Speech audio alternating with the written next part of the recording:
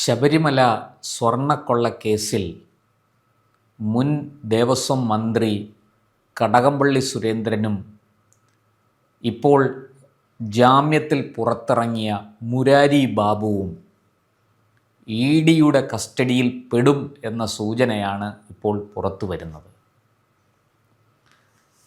ഈ പറയുന്നത് പോലെ മുൻ ദേവസ്വം മന്ത്രിയെ ഇഡി ചോദ്യം ചെയ്യാൻ നല്ല സാധ്യതയുണ്ട്. അതുകൊണ്ട് തന്നെ SIT മുൻ ദേവസ്വം മന്ത്രി കടകംപള്ളി സുരേന്ദ്രനെ ഒരിക്കൽ കൂടി വിശദമായി ചോദ്യം ചെയ്യാൻ ഒരുങ്ങുകയാണ്.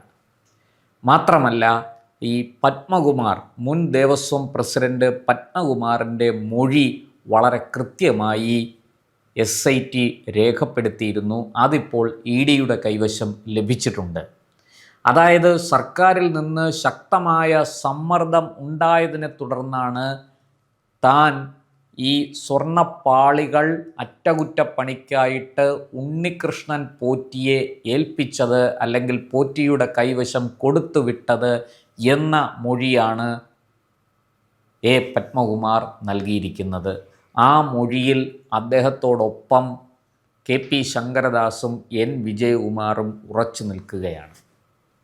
ഇത് തങ്ങളുടെ മാത്രം ഇഷ്ടത്തിനനുസരിച്ച് ചെയ്തതല്ല, മറിച്ച് സർക്കാരിൽ നിന്ന്, സർക്കാർ എന്ന് പറയുന്നത് ദേവസ്വം മന്ത്രിയാണ്, അന്ന് ദേവസ്വം മന്ത്രിയായിരുന്ന ആളാണ്, ആ ദേവസ്വം മന്ത്രിയിൽ നിന്ന് അഥവാ സർക്കാരിൽ നിന്ന് ശക്തമായ സമ്മർദ്ദവും നിർദ്ദേശവും ഉണ്ടായിരുന്നത് കൊണ്ടാണ് താൻ ഇങ്ങനെ ഒരു തീരുമാനമെടുത്ത് അത് നടപ്പാക്കിയത് എന്നാണ് പത്മകുമാറിൻ്റെ മൊഴി.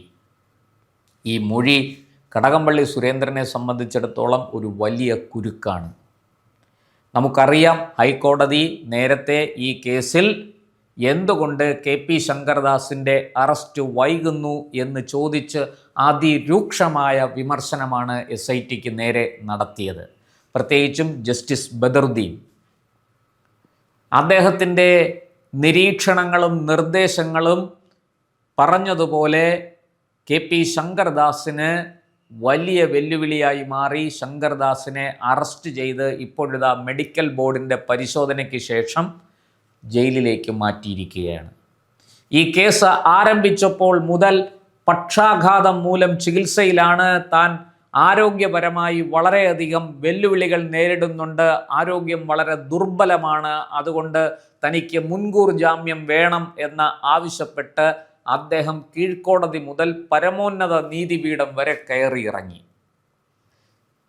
താൻ ആരാധിക്കുന്ന സ്വന്തം ദൈവത്തെ തന്നെ കൊള്ളയടിച്ച ആളല്ലേ, കീഴ്ക്കോടതിയിൽ പോയി ജാമ്യം വാങ്ങിക്കൊള്ളൂ എന്ന് പറഞ്ഞ് പരമോന്നത നീതിപീഠം, ഇന്ത്യയുടെ സുപ്രീം കോടതി അദ്ദേഹത്തിൻ്റെ ജാമ്യ ഹർജി തള്ളിയ കാഴ്ചയും നമ്മൾ കണ്ടു. ഇത്രയൊക്കെ വിശദമായ തെളിവുകളും സാക്ഷി മൊഴികളുമൊക്കെ ഉണ്ടായിട്ടും ഈ പറഞ്ഞതുപോലെ KP ശങ്കർദാസിനെ അറസ്റ്റ് ചെയ്യാതെ മനഃപൂർവ്വം വൈകിപ്പിച്ച SIT മുൻ ദേവസ്വം മന്ത്രി കടകംപള്ളിയെ അറസ്റ്റ് ചെയ്യുമോ എന്ന സംശയം, എന്ന ചോദ്യം ഇവിടെ ഉയരുകയാണ്. അതുകൊണ്ട് തന്നെ SIT ഈ കാര്യത്തിൽ മെല്ലെപ്പോക്ക് നടത്തുന്നു എന്ന പ്രതിപക്ഷത്തിൻ്റെ ആരോപണം ശരിയാണെന്ന് പറയേണ്ടി വരും. എന്നാൽ ഇഡി ഈ കേസ് അന്വേഷിക്കാൻ തുടങ്ങിയത് മുതൽ ഈ പറഞ്ഞതുപോലെ ശബരിമല സ്വർണ്ണക്കൊള്ളക്കേസിൽ പ്രതി ചേർക്കപ്പെട്ടവർ ചേർന്ന് കള്ളപ്പണ ഇടപാടുകൾ നടത്തിയിട്ടുണ്ട്, കള്ളപ്പണം വെളുപ്പിച്ചിട്ടുണ്ട്, അതിൻ്റെ പ്രാഥമിക തെളിവുകൾ ലഭിച്ചിരിക്കുന്നു എന്ന് പറഞ്ഞുകൊണ്ട് ഇഡി ഈ കേസ് അന്വേഷിക്കാൻ ആരംഭിച്ചപ്പോൾ മുതൽ SITയുടെ പ്രവർത്തനങ്ങൾക്ക് ചൂടുപിടിച്ചു. ഇപ്പോഴിതാ SIT പതുക്കെ പലരെയും ചോദ്യം ചെയ്ത് ഒടുവിൽ ദേവസ്വം മന്ത്രിയിലേക്ക് എത്തും എന്ന് മനസ്സിലായത് കൊണ്ടാണ് കടകംപള്ളി സുരേന്ദ്രനെ വിശദമായി ചോദ്യം ചെയ്യാൻ SIT തയ്യാറെടുത്തിരിക്കുന്നത്. ഒരു പക്ഷേ കടകംപള്ളി സുരേന്ദ്രനെ SIT അറസ്റ്റ് ചെയ്ത് റിമാൻഡിൽ വെച്ചാലും അത്ഭുതപ്പെടണ്ട. അത് വാസ്തവത്തിൽ കടകംപള്ളി സുരേന്ദ്രൻ ഈ കേസിൽ പ്രതി ചേർക്കപ്പെടുന്നത് കൊണ്ടോ അല്ലെങ്കിൽ കടകംപള്ളി സുരേന്ദ്രൻ്റെ പങ്ക് സംശയിക്കുന്നത് കൊണ്ടോ അല്ല, മറിച്ച് ഇഡിയുടെ കൈകളിൽ നിന്ന് കടകംപള്ളി സുരേന്ദ്രനെ രക്ഷിക്കാൻ വേണ്ടിയാണ് എന്ന് സംശയിച്ചാൽ അവരെ കുറ്റം പറയാൻ പറ്റില്ല. ഇനി മുരാരി ബാബുവിൻ്റെ കാര്യത്തിൽ മുരാരി ബാബുവിൻ്റെ കാര്യത്തിൽ കൃത്യമായിട്ടും SITക്ക് കുറ്റപത്രം സമർപ്പിക്കാൻ സാധിച്ചില്ല, തൊണ്ടി മുതൽ കണ്ടെടുക്കാൻ സാധിച്ചില്ല എന്നത് തന്നെയാണ് മുരാരി ബാബുവിന് സ്വാഭാവിക ജാമ്യം കിട്ടാൻ കാരണമായത്. നിയമവിദഗ്ധർ ചൂണ്ടിക്കാട്ടുന്നു, 90 ദിവസത്തിൽ കൂടുതൽ ഒരാളെ റിമാൻഡിൽ സൂക്ഷിക്കാൻ പാടില്ല എന്ന് സുപ്രീം കോടതിയുടെ കർശനമായ റൂളിംഗ് ഉണ്ട്. അതുകൊണ്ട് തന്നെ മുരാരി ബാബുവിന് മറ്റു പ്രതികൾക്ക് ഒക്കെ കുറ്റപത്രം സമർപ്പിച്ചില്ലെങ്കിൽ സ്വാഭാവിക ജാമ്യം ലഭിക്കും എന്ന് ഈ പറഞ്ഞതുപോലെ നിയമവിദഗ്ധർ ചൂണ്ടിക്കാട്ടുന്നു. ഇപ്പോൾ ഇവിടെ വന്നിരിക്കുന്ന സൂചന ഫെബ്രുവരി 15-ാം തീയതിയോടുകൂടി SIT ഒരു താൽക്കാലിക കുറ്റപത്രം അല്ലെങ്കിൽ പ്രാഥമിക കുറ്റപത്രം സമർപ്പിക്കും എന്ന സൂചനയാണ് ലഭിക്കുന്നത്. അങ്ങനെയെങ്കിൽ ഇപ്പോൾ അറസ്റ്റിലായിരിക്കുന്ന പ്രതികൾക്ക് സ്വാഭാവിക ജാമ്യം കിട്ടാനുള്ള സാധ്യത അടയും. പിന്നെ അവർ വിചാരണ തടവുകാരാണ്. അവർക്ക് വിചാരണ ആരംഭിച്ചു കഴിഞ്ഞാൽ ഈ പറയുന്നത് പോലെ ജാമ്യം കിട്ടുക അത്ര എളുപ്പമല്ല, കീഴ്ക്കോടതിയിൽ നിന്നോ മേൽക്കോടതിയിൽ നിന്നോ. അതുകൊണ്ട് തന്നെ SIT അങ്ങനൊരു നീക്കം നടത്താൻ സാധ്യതയുണ്ട്.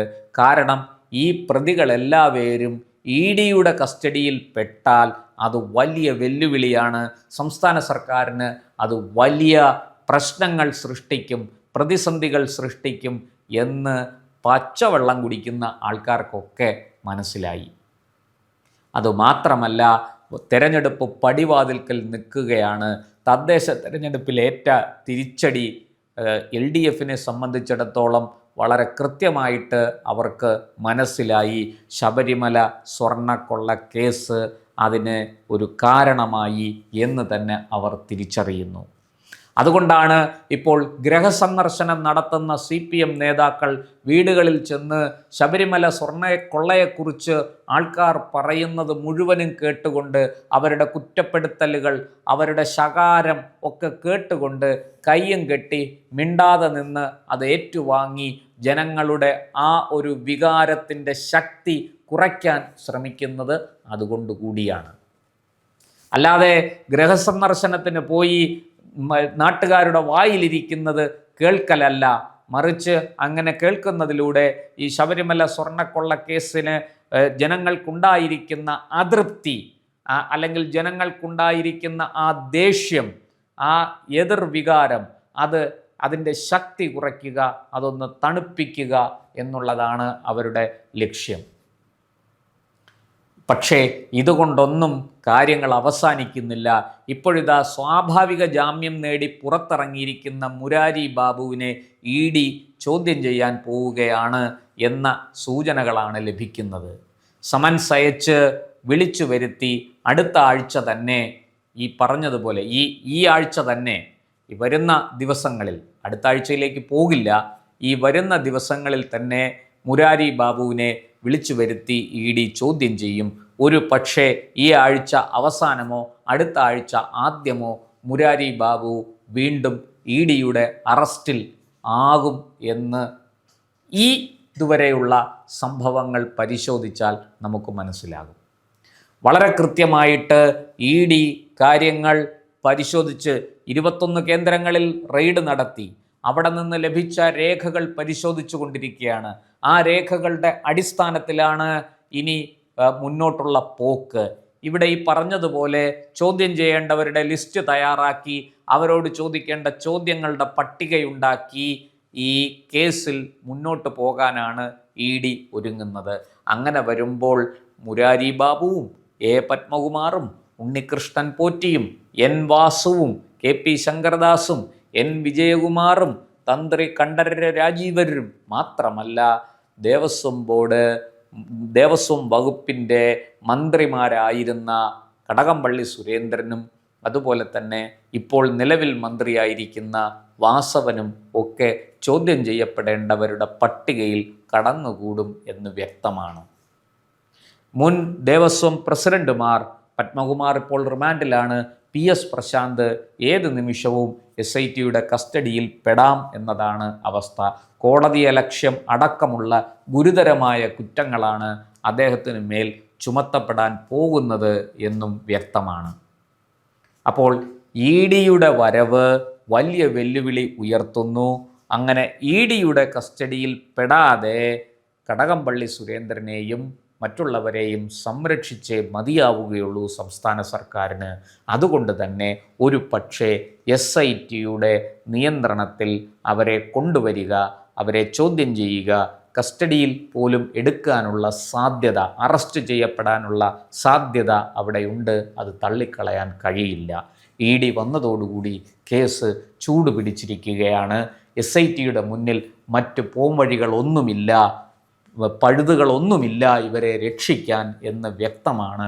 അതുകൊണ്ട് തന്നെ പ്രമുഖർ ഒന്നൊഴിയാതെ ആ അഴിക്കുള്ളിലേക്ക് നിരനിരയായി നടന്നു പോകുന്ന കാഴ്ച കേരളം താമസിയാതെ കാണും എന്ന് വ്യക്തമാണ്. കൂടുതൽ വാർത്തകളും വിശേഷങ്ങളും നേരിട്ട് ലഭിക്കാൻ ജനങ്ങളിൽ നിന്ന് ജനങ്ങളിലേക്ക് ജനഭൂമി ന്യൂസ് സബ്സ്ക്രൈബ് ചെയ്യൂ. ബെൽ ബട്ടൺ അമർത്താനും മറക്കരുത്.